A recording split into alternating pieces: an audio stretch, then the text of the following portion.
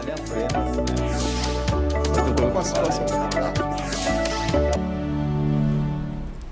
Olá! Segundo a Organização Mundial de Saúde, entre 60% e 80% dos casos de cegueira são evitáveis ou tratáveis.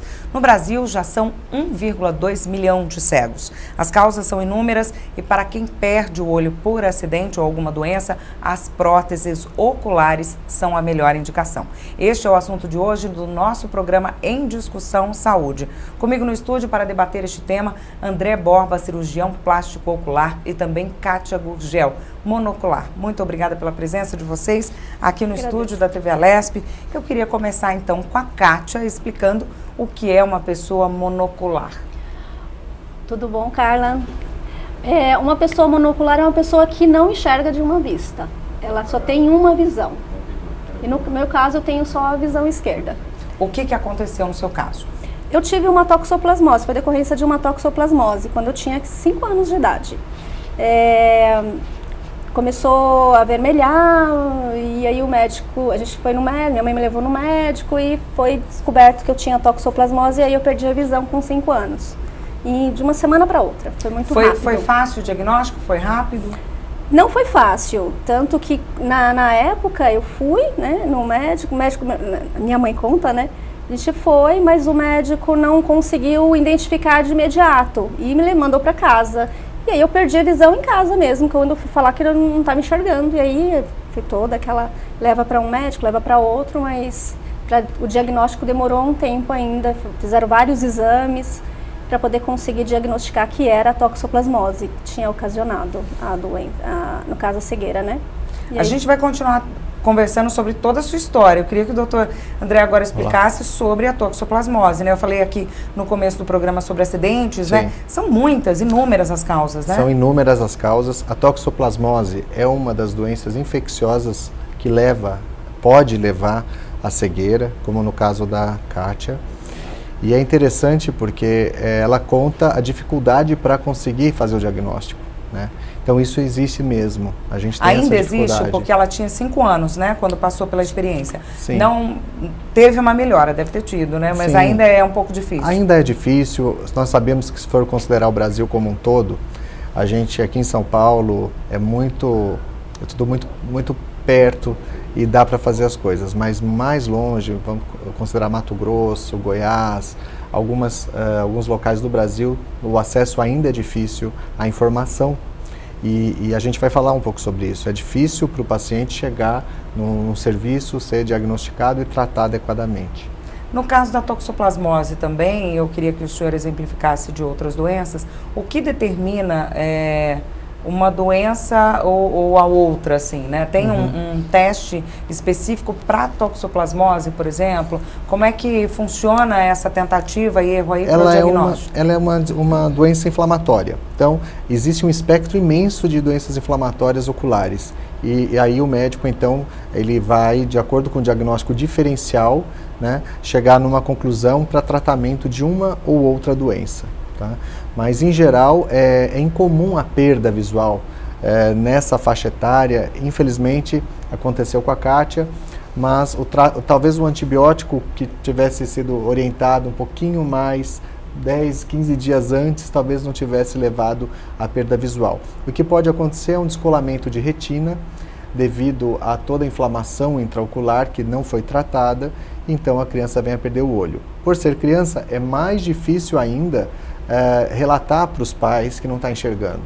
Tem o olho vermelho, talvez a dor, mas existe toda uma situação também de maior dificuldade até de se expressar em relação a isso. E com relação a isso, aproveitando o gancho, é bom a gente dar um alerta, né? Aconteceu qualquer coisa, vermelhidão, sim, enfim, vamos dar essa orientação para a população, assim, para quem está assistindo a gente? Sim. Procura logo um especialista, sim, né? Vai logo, sim, fazer um exame. Exatamente, acho que esse é o recado. Se hoje a gente tiver algum recado para dar, olho vermelho, dor ocular, algum tipo de diminuição da visão, o oftalmologista deve ser procurado o mais rápido possível. Os principais sintomas são esses? Olho vermelho, dor? Sim, dor. Agora, claro, para a gente falar de problemas de perda de visão mesmo, claro que são coisas mais abruptas. A inflamação é uma delas, mas muitas pessoas, por exemplo, se submetem a cirurgias oculares e quando não são bem sucedidas por diversos fatores também, aí nós temos a perda, pode vir a ter a perda ocular. Essas pessoas sofrem demais, olho cego, porque ele acaba não enxergando mais, então é um olho cego doloroso. Então, nessa situação a gente acaba indicando alguns tipos de tratamento para adaptação da prótese. Não são todos os casos que têm indicação, né, de tratamento cirúrgico, vamos dizer. Mas a adaptação da prótese sempre é bem-vinda e a gente vai explicar, talvez pelo aspecto psicológico do paciente ou até mesmo funcional, São dependendo muitos do os caso. benefícios, né, Muitos do benefícios, uso da prótese. muitos. Kátia, como é que foi a sua história? Aos 5 anos você teve esse diagnóstico, eu queria que você contasse um pouquinho mais pra gente. Na época, eu lembro que a minha mãe, ela fica num pavor, né, porque mãe fica naquela... Mas para mim era uma vida normal. Quando você perde a visão, eu acho que ser criança, então eu vivia normalmente. Só que aí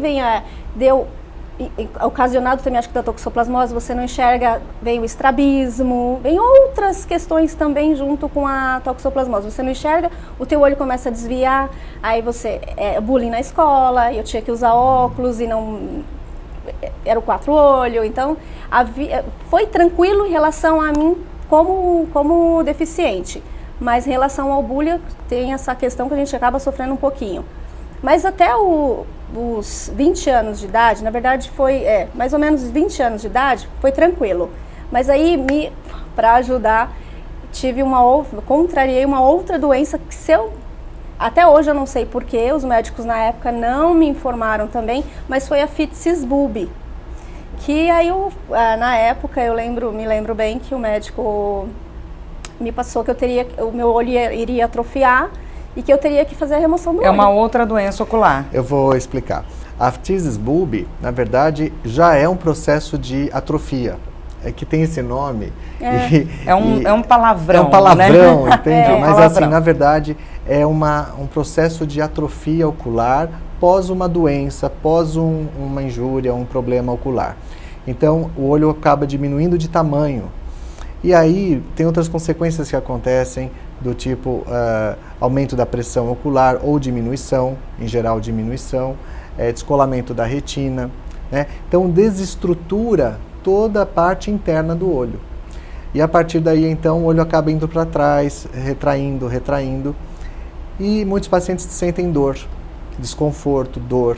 Não sei se você chegou a ter Muitas. Isso foi aos 20 anos? Isso foi aos 20 anos. Aí começou o meu dilema com o monocular. Porque até então a gente não conhecia esse termo monocular, não se falava em monocular e na verdade até hoje não encontra nada sobre o assunto.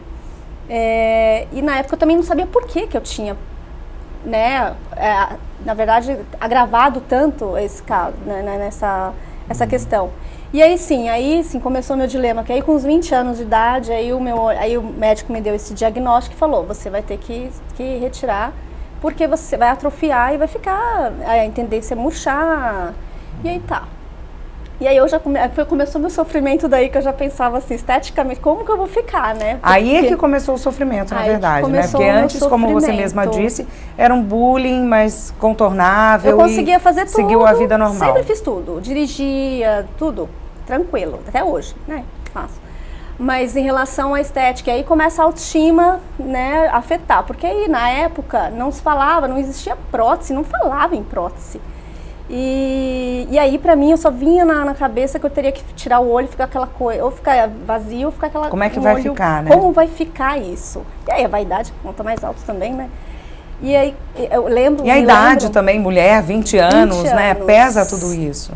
Com 20 anos. Aí tá, eu pensava naquele olho de vidro, que ele existia na época, acho que um olho de vidro, que a gente enxerga que aquela pessoa não tem. E eu protelei durante quase 20 anos, hoje eu tenho 43, eu protelei durante quase 20 anos para poder fazer a minha cirurgia. Porque começava a doía, começou a esbranquiçar, eu usei uma lente de contato da cor do olho, isso para mim até então não tinha problema nenhum. Só que começou a doer, e doía muito. Então eu ia trabalhar com dor, eu voltava com dor, eu passava os dias com dor, e assim, mas o medo era tanto de ter que fazer a remoção, E eu não achava nada, eu pesquisava muita coisa na internet, pesquisava sobre o que eu posso fazer, nada, não acha sobre, as informações são são bem restritas, entendeu? Então eu sofri durante aí 20 anos até conseguir fazer uma cirurgia, aí foi que eu conheci a prótese, coloquei a prótese e me vi no céu. A gente vai falar mais detalhadamente sobre isso. Doutor, esse medo, né? A Kátia teve esse medo aí por 20 anos. Ela sentia dor e mesmo assim ela não encarava. Por quê? Comum. É o medo daquele olho de vidro que todo mundo olha e vê que não é seu. É o medo da cirurgia. É o medo porque você está tirando uma parte do seu corpo importantíssima, né? Assim, tem gente que até o dente chora porque vai ficar sem um dente, né? Então é uma parte importantíssima. É a questão daquela coisa da mutilação, de se sentir mutilado. Queria que o senhor explicasse um pouco isso, porque Carla, tem você descreveu tudo. Tem essa... É toda essa mistura. E assim, o paciente vem com muita ansiedade, muito triste, muito sofrimento. A família ao redor, porque sabe que aquilo é uma parte importante e todo mundo tem uma esperança de ter um olho que de repente possa acoplar alguma coisa no olho, tipo biônica, e voltar a enxergar. Então, se eu tirar meu olho, como que vai ser depois? Eu não vou conseguir um dia, se tiver um procedimento moderno, enxergar? Então, isso é uma coisa que vem muito no questionamento no consultório na hora de você indicar a cirurgia. Mas a cirurgia, ela tem os seus benefícios. Veja que com dor ocular, ninguém consegue viver. É uma dor de cabeça e dor ocular 24 horas por dia. Um olho que não tem função e um olho inflamado. Então, os colírios, os remédios, antibióticos, anti-inflamatórios são constantes, fazem parte da vida desses pacientes. Se ele colocar na balança, ele percebe, ele sabe que não compensa. Quando ele vem procurar ajuda, é porque ele realmente já não aguenta mais. Então, ele tem muita decisão, ele já dentro, ele sabe que vai ser o melhor para ele. E aí o médico realmente precisa ver se tem indicação cirúrgica. Nem sempre nós precisamos remover o globo ocular, por exemplo. Em casos que não tem dor, nós não removemos. Nós simplesmente fazemos como se fosse um recobrimento para a adaptação de uma prótese em cima do próprio olho. Porque aí eu preservo mais os movimentos oculares e mantenho o globo no local, sem precisar mexer. Mas quando tem dor, realmente eu preciso saber se tem inflamação e se é tratável para não precisar remover o conteúdo intraocular. Quando a gente fala remover o olho, é um termo muito forte, muito pesado, feio de se imaginar, mas existem duas técnicas cirúrgicas. A primeira é a remoção do conteúdo intraocular, tudo aquilo que está inflamado e que é realmente a causa da dor. Então, eu não preciso remover o globo como um todo. Eu simplesmente limpo o que tem lá dentro, retiro aquele material que já não faz parte, não traz visão, apenas está desorganizado e tem às vezes sangue e inflamação, e nós substituímos por um implante. Como se fosse uma bolinha de gude que nós colocamos, tem vários tipos de fabricação, de marcas, enfim, de vários tipos de material que se faz essa bolinha. Nós colocamos dentro da esclera, que é o olho, tá? O formato do próprio olho. Com isso, eu não tiro os músculos do lugar e o olho tem movimento, então eu preservo o movimento, preservo o volume que tinha dentro desse conteúdo que eu tirei, a gente fecha e aí a prótese vem por cima dessa cirurgia, ou seja, eu preservei o volume, eu não precisei tirar nada no seu conteúdo. Isso é o número 1, chama-se evisceração. É uma cirurgia que muita gente, a maioria das pessoas, nós tendemos a levar para essa cirurgia quando precisa retirar o conteúdo. A remoção do globo em si, ela é uma cirurgia maior e geralmente tem a ver com tumores. Então a não ser que seja um caso diferente, de alguma infecção muito grave, que tem um conteúdo inflamatório gravíssimo dentro, aí sim nós removemos o globo por decisão médica. Mas explicando para o paciente da necessidade, porque nós sabemos que se for necessário retirar o globo em si, eu tenho que colocar alguma coisa que eu substitua, inclusive ligando aos músculos para ter movimento e ficar o mais natural possível, que é o que todo paciente quer, né? Essa é a pergunta que todo mundo faz para a gente. Doutor, vai ficar natural? Então, essa é uma coisa importante para levar em consideração. Doutor, quais são os exames ou as avaliações que são feitas e que determinam qual é o caso de cada paciente? Sim. Então, além da principal, que é a acuidade visual, visão zero, né? Não pode ter função, a gente chama sem percepção luminosa. Então, o paciente não pode enxergar. Se ele enxergar, eu não tiro o olho, eu não retiro o conteúdo intraocular. E aí, embora exista, a gente possa até entrar em alguma discussão, é polêmico, mas eu pessoalmente não me sinto à vontade, porque essa visão de luz que o paciente tem, muitas vezes vai ser importante para ele. Então eu não tiro, a gente tenta melhorar com antibióticos, anti-inflamatórios, acompanhar o máximo que der para que preserve essa visão, né? Alguns pacientes, por exemplo, com glaucoma, a visão de luz às vezes é muito importante, né? É o que ele vê de luz. Então eu não me sentiria à vontade de remover o conteúdo intraocular. Mesmo ele tendo dor, eu deveria, a gente pensa, sempre tende para a parte clínica, né, acompanha até realmente o ponto que não dá mais. Agora, sendo um paciente que não tem nada de visão, que é no primeiro exame, nós já vamos para o ultrassom. O ultrassom intraocular. Nós fazemos o ultrassom e o outro é a tomografia computadorizada. Então são 3 exames que nós geralmente pedimos para esses pacientes que serão submetidos a essa cirurgia. Doutor, o senhor falou sobre o conteúdo, né, que é colocado. Como é que ele adere, se existe essa aderência com relação ao organismo da pessoa, né? Como é que é esse material, se ele evoluiu muito, em que fase de tecnologia aí a gente está para isso? Exatamente. O material que fica dentro da pessoa é um material que geralmente é biocompatível, nós chamamos, né? Então, os acrílicos, vidro, por isso que falava-se olho de vidro, na verdade, é o que está lá dentro, são materiais inertes, que estão dentro da cavidade orbitária. Então, tudo isso nós colocamos para dar volume para aquela região. E uma das coisas mais importantes que nós utilizamos hoje é a própria gordura do paciente, tá? O que a gente vai mostrar agora são as próteses oculares. Eu tô com algumas próteses aqui que eu coloquei na minha mão. Tem essa daqui, ó, eu queria que o senhor explicasse um pouquinho. Ela é colocada no olho do paciente. Isso. Logo depois da operação? Sim. Ela tem alguns furinhos, né, doutor? Por que isso? Exato. Olha, veja só. Depois que colocou o implante dentro do olho, essa é a parte interna da cirurgia. Essa que você está mostrando é a parte externa. Ou seja, isso é uma prótese externa. A pessoa tem que lavar, tirar, limpar, né? Então, o que ficou lá dentro... A pessoa tira? Essa sim. A que eu coloquei dentro da cirurgia, que é como se fosse uma bolinha de gude, fica para sempre. E é essa que tem essa tecnologia de aderência ao organismo. Exatamente. Né? Isso aqui é uma capa que, assim, ela é muito bem feita, né? É um olho perfeito. É um olho perfeito. Né? De várias tonalidades aqui, exatamente, né? Tamanhos, formatos. A pessoa tem olho verde. Sim. Ela é feita personalizada. Exatamente. Com molde. O protético que trabalha junto com o médico, cirurgião, faz a moldagem e ele então pinta como se fosse o olho contralateral, o olho bom. Então é realmente trabalho artístico, né? Você vê que tem até os vasinhos. Sim, eu não sei se a câmera consegue fechar, mostrar, eu acredito que não, mas tem sim os vasinhos aqui, né? É muito perfeito. É muito perfeito. Agora o furinho que você mostrou é transparente e tem os furinhos. Por quê? Logo após a cirurgia, nós precisamos tratar aquela, nós chamamos de cavidade. A cavidade com colírios antibióticos, lubrificantes, pomadas, e ela ajuda a penetração. Então os furinhos são justamente para isso. E também para drenar qualquer tipo de secreção do pós-operatório.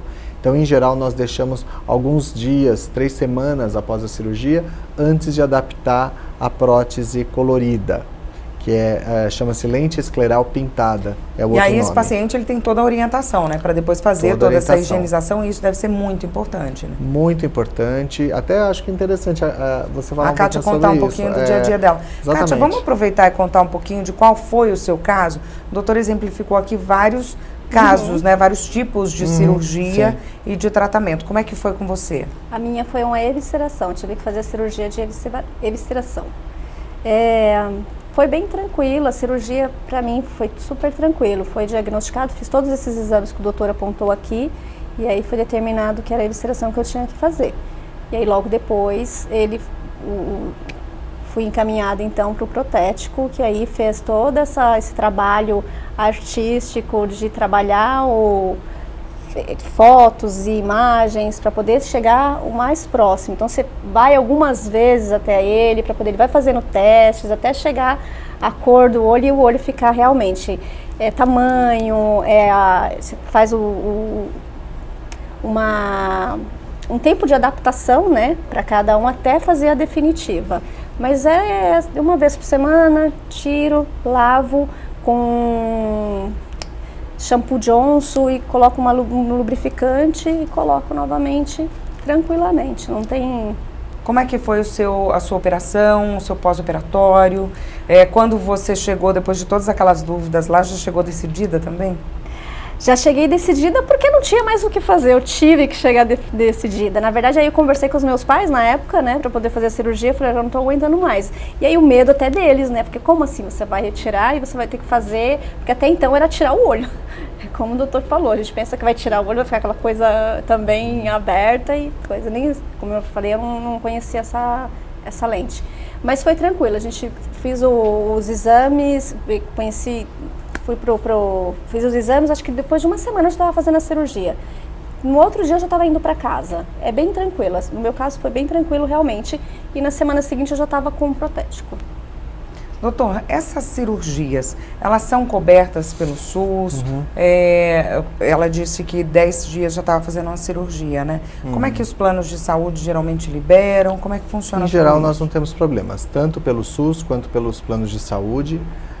Todas as cirurgias são cobertas, né?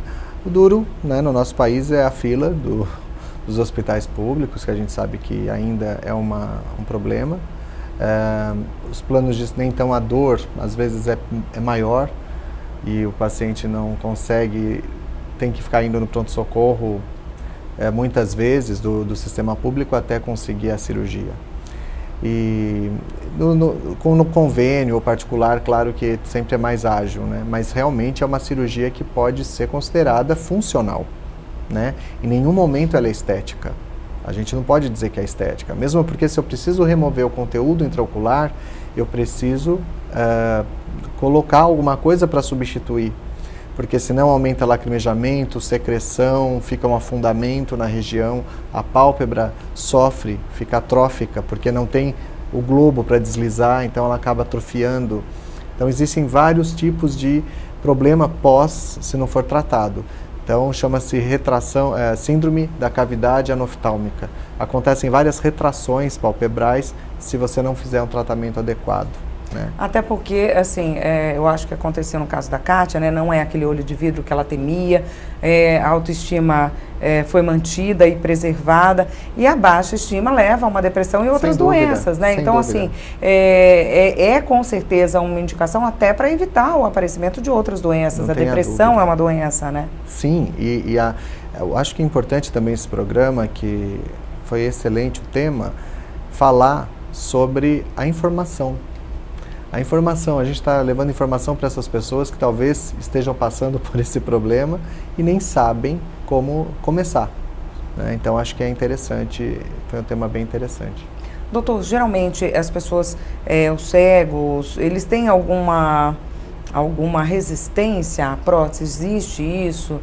Além daqueles medos todos e das questões que nós já levantamos, existe um pouco de preconceito? Existe antes de chegar no consultório. Quando chega, eu vou falar na minha prática diária, quando chega no consultório, você apresenta o que é um implante, que é uma bolinha de gude. É isso que vai ficar dentro do seu olho, dando volume para a órbita. Porque eu tirei, eu tenho que colocar alguma coisa, tá certo? Agora, o que vai dar a cereja do bolo, eu brinco assim com o paciente, eu falo, a cereja do bolo, que é o que vai deixar a estética mais bonita, seria daqui 45 dias, depois que usar uma prótese temporária, depois da cirurgia, a gente faz a prótese permanente, porque daí já desinchou e aí dá para fazer uma prótese que tenha uma melhor mobilidade. Aí sim, coloca-se a prótese, a lente escleral pintada, que é essa que a gente mostrou. Quando ele pega na mão, ele percebe o que é, ele entende o que é. Porque uma das dúvidas é, eu tenho que tirar para lavar? Eu posso dormir? Eu posso nadar? Eu posso ter relação sexual com a prótese? São dúvidas normais. Sim, pode. Pode fazer tudo. Pode fazer tudo, entende? Então, assim, é uma vez por semana que você limpe a prótese, tire para limpar, com shampoo Johnson, lavar, colocar no olho, é o suficiente para manter uma cavidade adequadamente higiênica e ótima, porque espera-se que tudo esteja funcionando bem. Agora, a prótese deve ser feita, essa daí externa, a cada 2 anos uma nova. E a cada 3 meses é interessante que o usuário de prótese ou o monocular que use prótese vá ao protético que fez para polir, fazer um polimento da prótese. Porque existe, claro, nosso olho normal, ele acaba com o piscar e a lágrima removendo da superfície todos os problemas que eventualmente nós poderíamos ter de poeira. Tanto que entrou um cisco, pisca que ele Exato, sai, né? Porque exatamente. o olho já Vamos manda supor, embora. então, vamos pegar um monocular que seja motoqueiro, por exemplo. Ele é um olho que vai ter, sem dúvida, resíduos de poluição. Ele tem que lavar com maior frequência e tem que fazer o polimento com maior frequência. Então, isso é uma coisa importante, dependendo do que a pessoa exerce, a profissão da pessoa, a gente tem que sempre levar em consideração esse tipo de coisa, porque é um objeto estranho, um material estranho, mas tem que ter seus cuidados, como qualquer outro tipo de material que está dentro. Piercing, é a mesma coisa, um piercing, vamos dar um exemplo mais simples, que hoje é tão comum, acaba fazendo parte do seu organismo, né? Daqui a pouquinho a gente continua com esse debate. O programa Em Discussão Saúde vai agora para um rápido intervalo, não sai daí que a gente volta já já. Doutor, e se ali tem...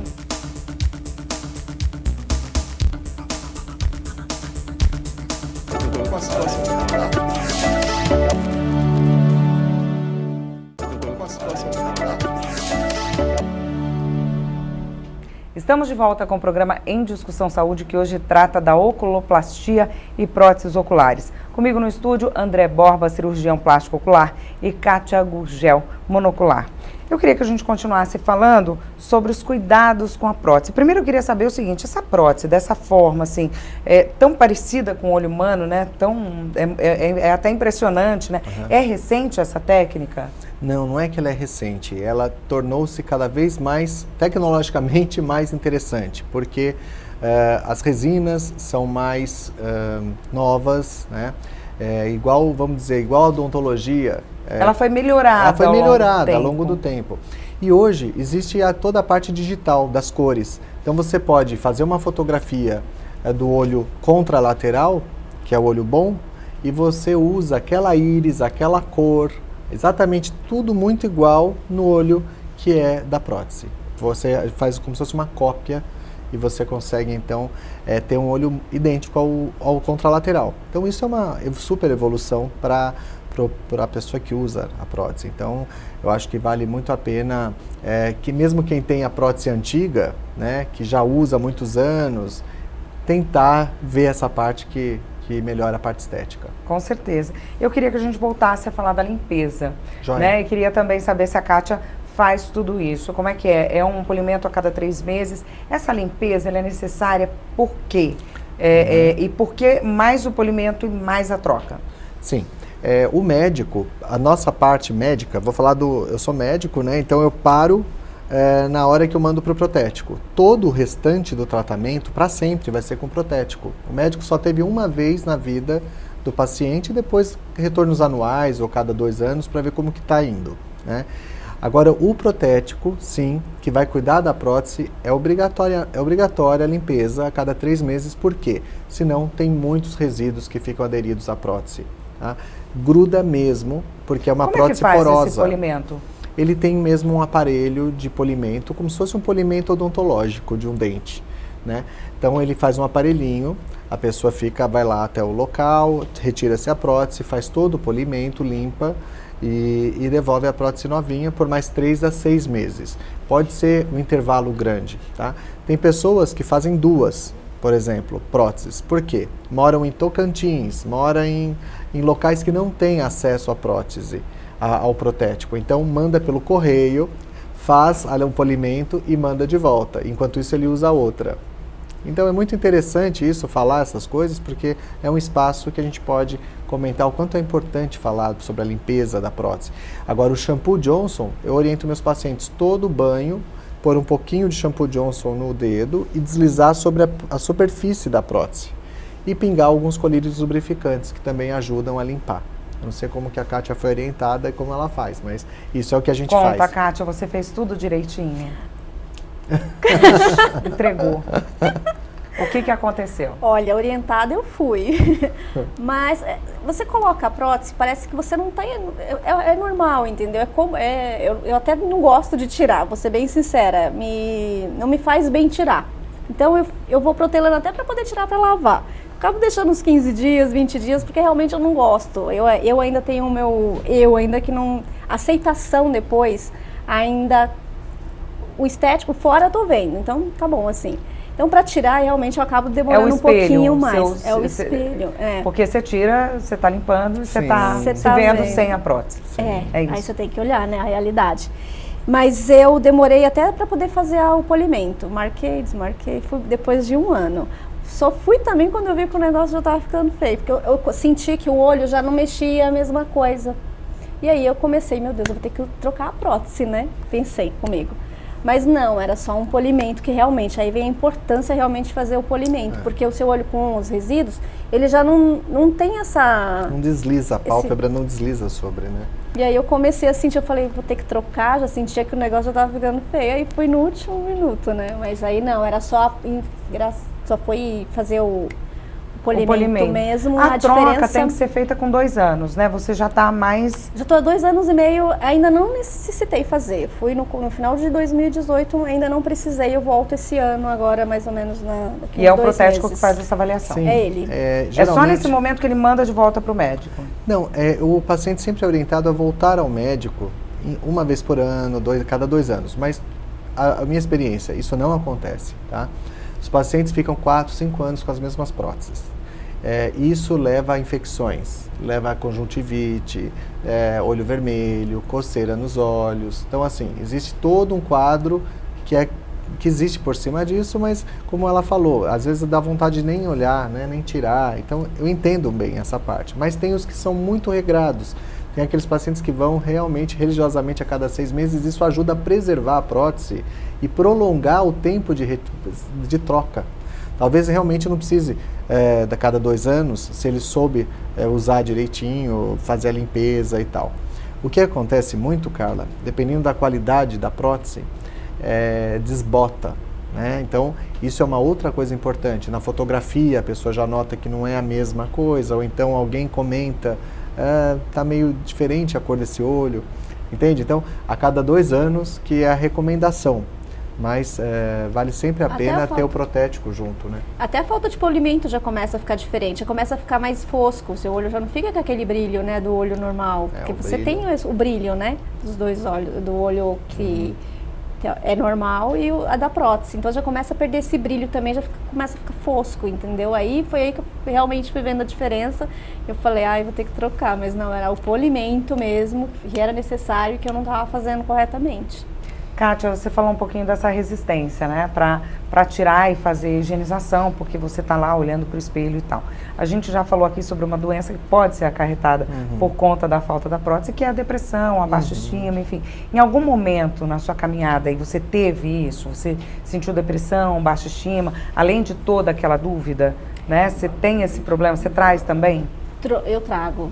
Na verdade, assim, desde que eu descobri, que eu soube do diagnóstico, que eu teria que fazer, trabalhar com o meu eu foi muito complicado, entendeu? E a não aceitação começou assim, levemente eu senti que a autoestima estava baixa e a depressão foi vindo, sim, com o tempo. Quando eu cheguei a fazer a cirurgia, eu já estava na minha depressão já no extremo, porque a aceitação era a primeira coisa. Só que depois que eu fiz a cirurgia, eu não sei se faz parte, já vem do passado isso, mas aí vem a aceitação da mutilação que foi feita, realmente aquilo que eu estava falando.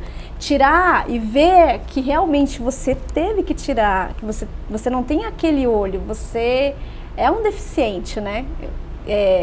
O que muita gente ainda não sabe, que o monocular é um deficiente. E isso também não se fala muito. Eu faço parte de um grupo na internet, onde as dúvidas são, assim, eu sou monocular, eu não enxergo, eu sou monocular. E assim, e a depressão, se você fazer uma pesquisa, na verdade eu até cheguei a fazer, porque é uma coisa que me incomodava muito, a falta de informação. Quando eu fui fazer uma pesquisa na internet, em 2, 3 dias, a minha pesquisa eu tive 250 pessoas que responderam a minha pesquisa, porque eu queria saber qual que é o seu cotidiano, entendeu? E o que acarretou? Aí vem a legalidade, a gente fala o pessoal tem dúvida de tudo, porque realmente o monocular não existe informação sobre ele. Inclusive no IBGE. Entrei em contato com o IBGE porque eu queria saber quantos monoculares será que tem no Brasil? Porque como não fala sobre o assunto, falei, gente, por que a gente não acha essas informações? Você tem um deficiente visual, mas o monocular não. E não tem essa informação. Eu entrei em contato com eles e eles simplesmente falaram, não, a gente nunca especificou realmente. Então, é um debate assim que se a gente for falar, a gente vai ficar aqui por muitos dias. Esse grupo que você participa é uma forma de você dividir também, de trocar experiência aí com outras pessoas, de repente orientar uma pessoa que se descobriu monocular agora e que vai passar por tudo que você já passou e você pode ali trocando experiências facilitar a vida dessa pessoa? Como é que isso funciona? Como é que você decidiu ser uma ativista aí, né? Ou, enfim, discutir o assunto nas redes sociais ou na internet para ajudar outras pessoas? Na verdade, esse grupo já existia. Eu participo desse grupo. E ali, sim, as experiências são as diversas. As pessoas perguntam realmente de tudo. Querem saber se tem direitos, quais são os direitos, como é que é uma prótese, o que é uma prótese, o que pode fazer, médicos que pode... Como é que as perguntas são as mais diversas, porque realmente é o que eu falei, não tem nada sobre isso. E esse grupo é um grupo que está no Facebook hoje e acho que são 4 mil monoculares e familiares, né? Porque aí é que está a importância, porque muitos, às vezes o deficiente não entra, o monocular não entra, mas o familiar que vê a angústia daquele monocular entra nos grupos para poder buscar a resposta. Mas é a troca de experiência, porque ali às vezes a gente consegue alguma informação que não se encontra na internet, nos sites de busca. Realmente é bem restrito. Então tem uma carência de um site de busca aí, né? Tem. Doutor, o senhor falou, às vezes a pessoa mora longe, então ela tem 2 próteses, ela leva as 2 e manda pelo correio, uma para a polícia, etc. Tem um paciente que faz isso. Existe carência de médicos, de hospitais, enfim, de equipes preparadas para isso? Como é que é a situação no Brasil? Como é que a gente está aqui no estado de São Paulo? Então, veja, a oftalmologia no Brasil está muito bem, eu diria, a oftalmologia em si. Mas ainda a cirurgia plástica ocular, que é uma subespecialidade que cuida dessa parte, ainda não chegou para todos. Impressionantemente, ainda falta, né? Então, nós recebemos pessoas de todo o Brasil, em São Paulo eu digo, né? Então, no Hospital das Clínicas, grandes universidades como a Unifesp, Santa Casa, tá? Aqui em São Paulo recebem, assim como outras universidades de BH também, a UFMG, são locais que têm como acolher esse paciente. É um acolhimento mesmo, porque realmente falta a especialização para alguns médicos fazerem parte desse tipo de rol, de cirurgias mais diferenciadas em relação à órbita, né? Ribeirão Preto também é um grande centro. Então, existem locais em São Paulo muito interessantes que a pessoa pode procurar, né? A parte pública, eu diria, né? Agora, claro, sempre tem em alguma cidade, de repente algum médico veio para São Paulo, se especializou e voltou, ou foi para o Rio, especializou-se e voltou para a cidade. E o que falta para, de repente, a gente ter um avanço nesse sentido, né? Eu acho que a informação, número 1, a informação ajudar essas pessoas a acharem especialistas. Eu acho que é isso que está, para nós, eu acho que de repente é uma missão. Esse programa pode ajudar para que a pessoa busque informações de quem faz. Então, primeira coisa, o nome de quem ele deve procurar é cirurgião plástico ocular, né? E próteses oculares, esse é o nome, para ele entender o que é uma cirurgia de evisceração, o que é uma enucleação, o que é algum outro tipo de cirurgia que pode ser feita para reabilitar. Então, a reabilitação do deficiente, do monocular que perdeu o globo por algum motivo, às vezes no acidente de carro. A gente está conversando aqui e tem gente que está perdendo o olho num acidente, por exemplo, né? Então, crianças, que é muito comum, um acidente em casa, doméstico. Às vezes a gente tem que falar de prevenção. Então, prevenir, não deixar faca, não deixar tesoura, não deixar nenhum material pontiagudo perto, porque as crianças se furam, elas se machucam e perdem o olho. Isso é uma coisa comum. Infelizmente, chega bastante no consultório criança que furou o olhinho e ficou cega e eu tenho que adaptar a prótese. A gente está falando aqui de adultos, mas no universo infantil, infelizmente, acontece. E os pais se culpam eternamente quando isso acontece. Então, a gente tem que falar também de prevenção. O senhor falou que a oftalmologia está bem no Brasil, né? Eu acredito que sim. Dá para fazer uma comparação aí com outros países? O que está bem, que eu digo, é em termos de... existe um acolhimento do paciente oftalmológico como um todo. Catarata, glaucoma, nós somos um dos países mais desenvolvidos em oftalmologia. Para terceiro mundo, a gente realmente está muito bem. A verdade é essa. Fazer exame de refração, acuidade visual nas escolas, várias campanhas que começou em 1990 com um grupo muito grande aqui da Universidade de São Paulo, da Unifesp. Então, essas campanhas, elas abrangem o Brasil todo, elas realmente ganharam muitos quilômetros no Brasil. Tá? Tem grupos daqui que vão para Manaus, Amazonas, e examinar índios até hoje e fazem exame de catarata para ver se precisa operar catarata e depois levam outros tipos de tratamento quando necessário. Então existe um movimento muito importante, é que nossa população é imensa, né? Mas eu acredito assim, a oftalmologia no Brasil é muito bem vista pelos outros países, principalmente Estados Unidos, né? Que nós temos uma população muito grande e a gente consegue, de uma certa maneira, né, atendimento a todos. O problema realmente são algumas especialidades. Então, o desafio hoje para o Conselho Brasileiro de Oftalmologia, do qual eu faço parte, é chegar até essas pessoas, né? Até esses outros médicos que são oftalmologistas gerais e precisam de uma especialização maior. Tá? Então, eles estão desenvolvendo plataformas excelentes de aprendizado dessas subespecialidades. E plástica ocular é uma delas, né? Ainda falta em muitos lugares no Brasil. Doutora, a gente está falando de algumas carências e a gente já falou um pouquinho de falta de informação. Sim. A gente está aqui numa casa de leis, né, no Parlamento Paulista. O que na opinião de vocês, né, eu falo vocês porque a Kátia aí, de monocular, paciente, ela agora é uma ativista, trabalha com isso, instrui outras pessoas, né, enfim, está à frente também de projetos ligados ao transplante ocular. O que vocês acham que falta de política pública, que poderia ser feito? Existe alguma carência nesse tipo? Enfim. Eu acredito que a população tem que se informar um pouco mais sobre seus direitos, porque como a Kátia disse, o monocular é um deficiente, ele não tem um olho. Tá? Então, a partir daí, tem várias dúvidas. Para você ter ideia, em cada estado no Brasil existe uma política. Não é uma coisa completamente igual para o Brasil todo. Então, realmente é uma coisa que alguém tem que ter um olhar sobre isso, né? De como melhorar a situação dessas pessoas. Né? Tem pacientes que me escrevem, doutor André, o senhor sabe se eu tenho desconto para comprar um carro? Né? Eu não sou advogado e eu tenho que procurar e, dependendo do estado, sim, dependendo do estado, não. Não.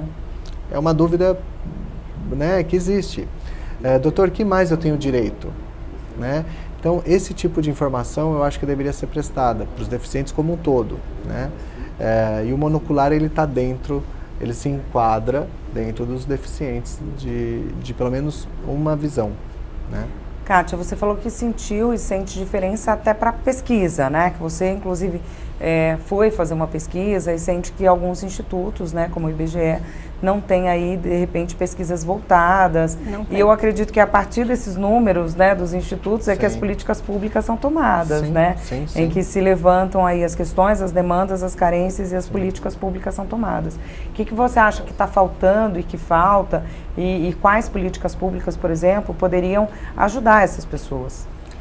O primeiro passo seria realmente isso, fazer o levantamento. A gente tem essas informações, a gente sabe a gente sabe que tem muitos monoculares, e a gente nem tem ideia, na verdade, mas em primeiro lugar a gente precisa saber realmente quantos. Por que o monocular não é visto ainda como um deficiente? A gente já teve um avanço aí que para o concurso público nós já somos reconhecidos como um portador de deficiência, mas para outras coisas não. Por que para o concurso sim? E por que para a isenção de IPVA, aqui em São Paulo pelo menos eu desconheço quem já tenha tido isenção. Você vai tirar um bilhete público, um bilhete escolar, um bilhete de transporte, único. Você não consegue, porque você é barrado, porque você não é reconhecido como monocular, porque não tem uma lei específica para o monocular, entendeu? Então, é isso aí, é buscar informação porque os órgãos precisam entender que nós somos deficientes, e que, assim como outros deficientes, a gente também tem o mesmo direito. Então, essa é o que mais está pegando hoje, é o que mais as pessoas realmente estão angustiadas, as pessoas são angustiadas. Aposentadoria, agora tem a aposentadoria, está fazendo a reforma da Previdência, como é que entra o monocular nessa história, entendeu? E a gente não tem realmente, então começa por aí, a gente precisa saber o monocular, quantos monoculares a gente tem para poder a gente conseguir informação e ir em cima, mas são poucas, é o que o doutor estava comentando, cada cidade, cada estado tem a sua política, tem a sua lei. E no grupo, por exemplo, a gente tem pessoas do Brasil todo, o grupo monocular é o grupo do Brasil. E realmente, aí a gente, na minha cidade, na sua cidade tem, na sua cidade não tem, então fica uma coisa meio, a gente mora no Brasil, né? O Brasil é um país, todos nós estamos dentro do Brasil, entendeu? Então essa é a maior questão, realmente, a gente precisa alguém aí começar a ver o monocular como deficiente, onde a gente pode, onde a gente entra nessa... A gente está falando um pouquinho sobre a questão de direitos, né? Uhum. E o senhor falou, eu não sou advogado, mas eu vou lá, pesquiso e falo e tal. Como é que funciona a questão dos planos de saúde com relação a essa cirurgia? Eles costumam cobrir ou não? A sua cirurgia foi paga, Kátia? A minha foi paga, porque realmente estava... Foi particular, foi particular. Foi particular, não usei o SUS porque... Quanto você gastou na sua cirurgia? Porque acredito que quem estiver nos assistindo, estiver pensando em fazer uma cirurgia, quer ter um parâmetro aí, né? Foi há 2 anos e meio e qual foi o investimento? Em torno de R$10.000. 10 mil reais. Os planos geralmente cobrem, doutor? Depende do caso. Então, assim, eu geralmente faço um relatório muito bem detalhado pro paciente levar até o plano. E aí ele leva no plano e lá eles decidem se vai ser ou não pago. Muitas vezes vem 1, 2, 3 cartas de relatórios que eu tenho que complementar para explicar o porquê. Tá? Ainda é assim. É uma pena, porque a gente explica tudo, depois vem de novo a mesma carta, a mesma informação. Então, é assim que acontece. Né? Então, a mesma carta vai 2 ou 3 vezes, com algumas informações, letras ou palavras diferentes, e aí em algum momento é aceito, né? Demoram 2, 3 meses, né?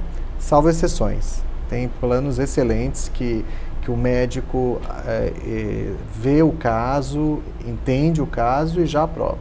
Então, realmente é algo muito variado, mas existe. A prótese geralmente é paga à parte? Exato, a prótese ela é feita com protético, não é um trabalho médico. Então, ela é paga diretamente pro protesista. Então, a pessoa, de repente, deve se preparar. O plano paga a cirurgia, sim, mas é necessário que ele tenha ali uma reservinha para pagar. E quanto custa uma prótese? Quanto que tá, Kátia, você sabe? 1.200, 1.600? Acredito que hoje está em torno de 1.500, 1.600 reais uma prótese. Então é bom já alertar, porque se o plano cobrir, ele tem que ter uma reservinha para fazer. Atualmente esse é o valor, acho que no Brasil, deve variar nessa média. Mas o importante é que nem sempre a cirurgia precisa ser... o convênio pode reembolsar também. Isso é uma coisa interessante. Há convênios que reembolsam. Eles não pagam, mas eles ajudam algum reembolso o paciente. O que eu acho interessante também para proporcionar que a pessoa faça a cirurgia. Agora, estando com dor, Carla, eu consigo com todos os convênios, porque aí não tem como. A gente faz o relatório explicando que há dor. Dor é a primeira coisa que o médico tem que tirar de um paciente, é dor, né? A gente não consegue deixar um paciente com dor precisando de uma cirurgia. Então, por mais que você dê analgésico, que não passa, anti-inflamatórios que não passam a dor, aí realmente a indicação cirúrgica ela se faz mais alta. Até porque você não resolve o problema, Não, né? Você tá maqueia. empurrando, exatamente. Então, isso é um entendimento que, de médico para médico, o médico do convênio que vai ler, ele também se sensibiliza. Ele fala, puxa, é uma pessoa que está cega, com dor, né? Está numa fase aguda, é o de dor, então assim, a gente tem que tratar. Gente, eu queria agradecer muito a presença de vocês, todo o conteúdo muito. que vocês trouxeram aqui para o nosso programa. Muito obrigada. Eu que agradeço, Carla. Muito obrigado. Muito obrigada. O programa Em Discussão Saúde de hoje termina aqui. Lembrando que este conteúdo fica disponível no canal da TV Alesp no YouTube. Obrigada pela sua companhia. Até o nosso próximo encontro.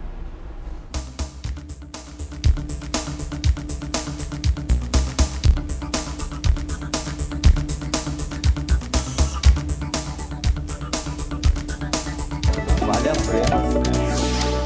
Muito bom com a situação.